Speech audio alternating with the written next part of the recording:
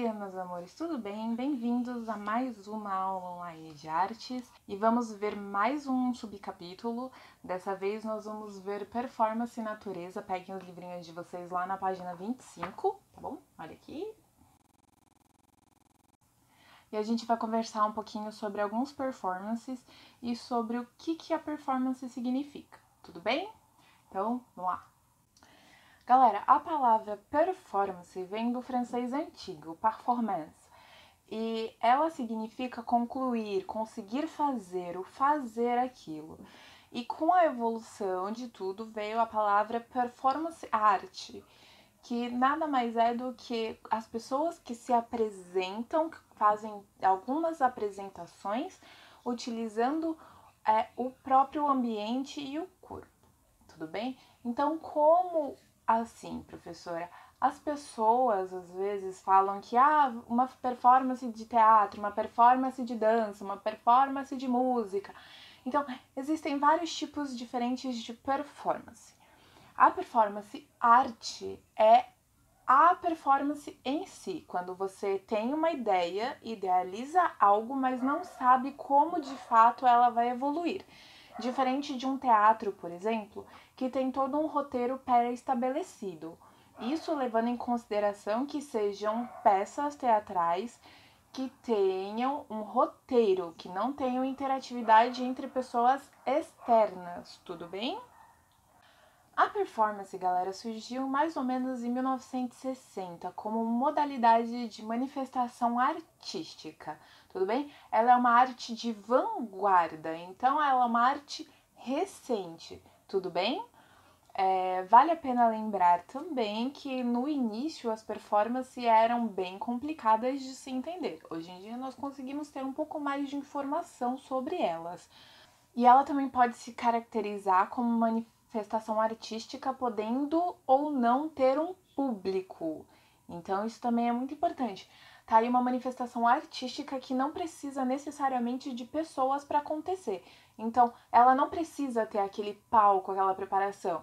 Pode ser diferentes tipos de performance, tudo bem? Então, não precisa sempre ter uma plateia ali para que ela possa ocorrer, tudo bem? Galera, a origem da performance veio lá em 1960 com a apresentação do grupo Fluxus, e um desses performances daquela época foi Joseph Beuys. Então, vocês vão ter aqui no livro falando um pouquinho sobre ele. Uma das primeiras performances desse grupo e uma das primeiras performances que eles fizeram, que o Joseph fez, foi numa galeria onde ele passou mel, colou algumas tiras no rosto e começou a conversar com as obras de arte. Então, assim, foi uma coisa que a galera achou estranho. Tipo, todo mundo olhava meio... O que você tá fazendo, né, amigo? Mas aquilo foi se desenrolando e as pessoas ficaram cada vez mais curiosas por entender, por tentar entender o que estava acontecendo lá. Tudo bem? No Brasil, nós também tivemos, basicamente nesta mesma época, um movimento de performance também. Lá em 1950, nós tivemos também algumas performances, como a do Flávio de Carvalho, que se eu conseguir eu vou deixar aqui para vocês darem uma olhada. Então, assim, nós tivemos várias influências e vários performances ao longo desse tempo, apesar de que algumas pessoas ainda não conhecem esse termo e ainda não estão familiarizadas com esse tipo de apresentação. Tudo bem? Vamos dar uma sequência e a gente vai entrar um pouquinho mais nesse tema. Vamos lá, peguem o livro. Lá na página 25, nós temos performance com a natureza viva. Eu vou deixar aqui para vocês darem uma lida quem tá sem livro, tá bom? Natureza Ressuscitada é uma performance criada pela artista brasileira Cici Fonseca. Em sua arte, ela emprega frutas, hortaliças, tubérculos e legumes verdadeiros para reconstruir cenas semelhantes às pinturas chamadas de naturezas mortas, populares no século XIX, e que representam figuras inanimadas como vasos, fruteiras e utensílios de cozinha e, em muitos casos, até animais abatidos em caça.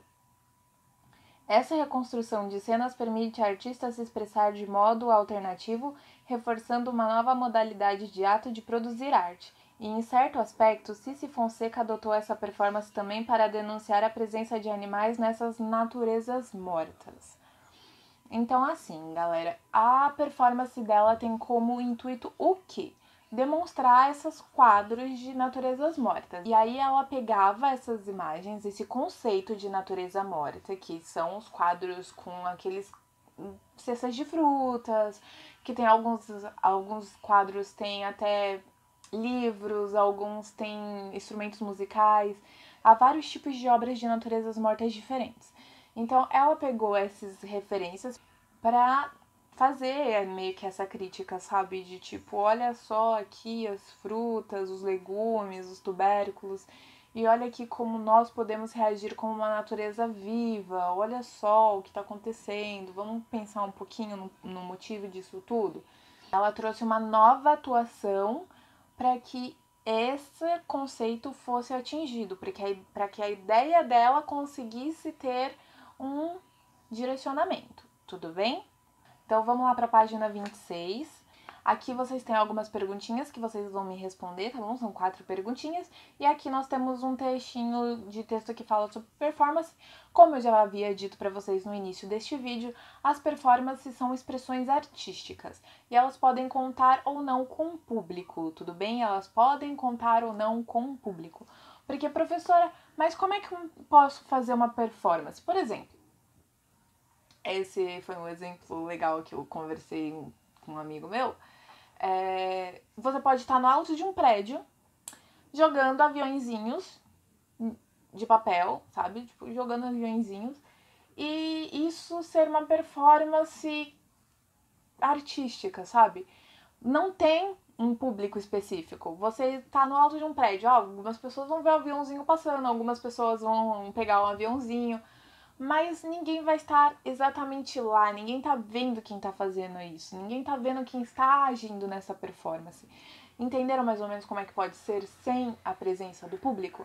E nós também temos uma maravilhosa performance que eu vou deixar aqui pra você, que é a Marina Abramovic, que é uma performance conhecida mundialmente. Ela inclusive esteve no Brasil há uns anos atrás, fazendo exposição dela, trazendo algumas oficinas, maravilhosa. E algumas das performances ela falou que não acabam do jeito que ela esperava. E aí entra também a reação de outras pessoas que interagem com ela. Então é muito legal. Ela teve performances que duraram dias. Eu vou deixar uma performance aqui para vocês darem uma olhada também.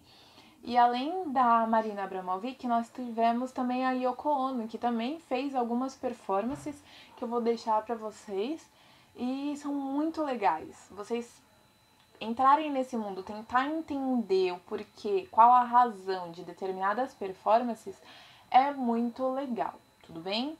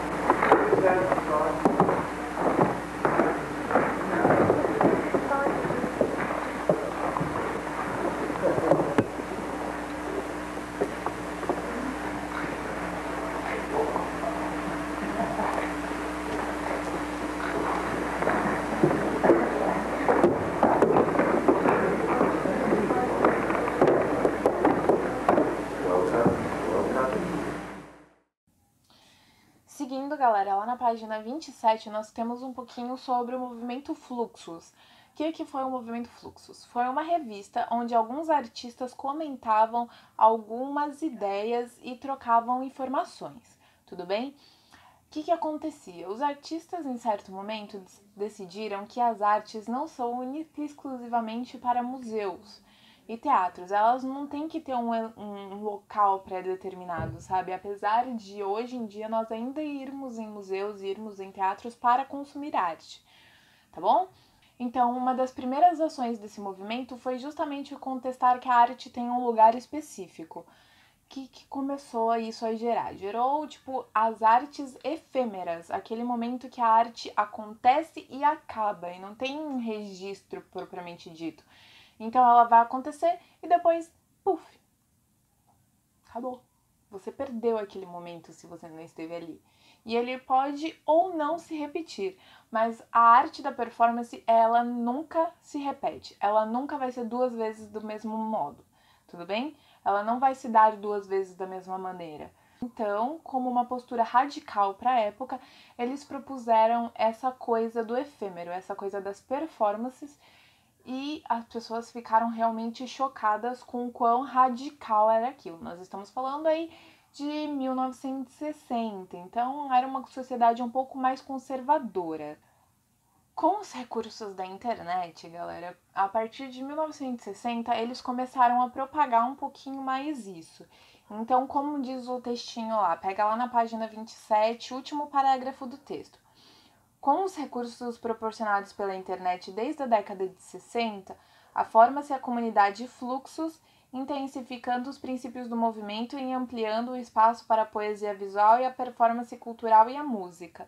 Então, ou seja, a partir deste momento, deste marco, nós tínhamos aí um movimento de tecnologia que ainda era para algumas pessoas, mas aquilo foi se ampliando e alguns artistas foram para esses meios, tudo bem? Então, olha que revolucionário. Um grupo decidiu mover a arte do ambiente que ela estava, tirar desse local de as artes só estão em museus e teatros, a arte só tem que estar aqui, se não tiver aqui não é arte.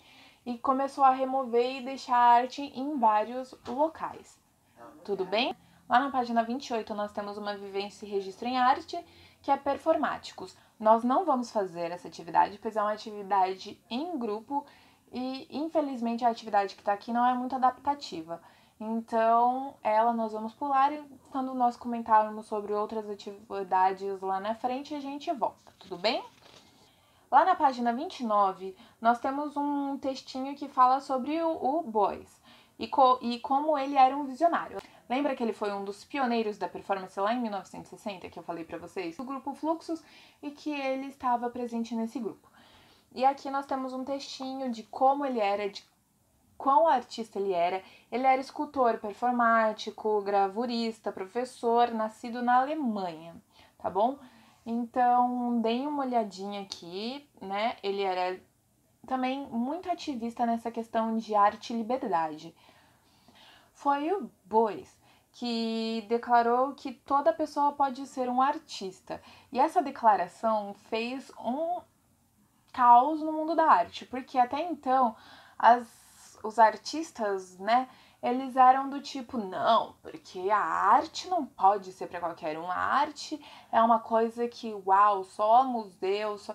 Tanto que artistas renomados eram aqueles artistas que estavam realmente nos museus, é aqueles artistas que eram aprovados por um comitê e que realmente ganhavam o status de artista. Nossa, essa pessoa aqui é um artista. E aí o Joseph veio com essa e falou assim, não, todo mundo pode ser um artista. E aí a galera ficou irada, né? Tipo, não, isso não, não é assim. Mas a arte, galera, que eu sempre digo pra vocês, a arte é subjetiva. Então tem vários estilos de arte que você pode gostar ou não.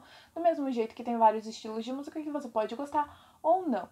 Mas não muda o fato que aquela arte foi feita por alguém com uma finalidade X, que nem a performance que tinha o intuito de questionar, de criticar. Do mesmo jeito que a charge vem com essa mesma proposta, vem com a proposta de fazer ilustrações que critiquem, que façam um comentário, que façam uma sátira. Do mesmo jeito que tem as figuras handmade que vieram com Marcel Duchamp, que tem essa proposta de tirei algo do elemento natural dela e elevei ao status de arte. Então, assim, existem várias propostas diferenciadas de arte. E foi um desses movimentos que falou assim, não, ó, todo mundo pode ser artista. Então, há diferentes tipos de visões, há diferentes modalidades e tem arte para todo mundo. Então, deem uma lida nesse textinho aí da página 29 e depois vamos lá para a página 30. Animal que eu gosto, uma vivência e registro em arte. Escolha um animal de sua preferência para inspirar a realização de um trabalho de arte. O material empregado, o modo de se expressar e a linguagem adotada ficam ao seu critério. Então, vamos lá. Vocês têm esse espaço aqui para construir esta atividade. Tudo bem? E aí vem a página 31 e 32, marcando o final desse primeiro bloco. Tudo bem? Então, o que a gente viu nesse primeiro bloco, galera? Nós vimos as expressões e a forma de se expressar.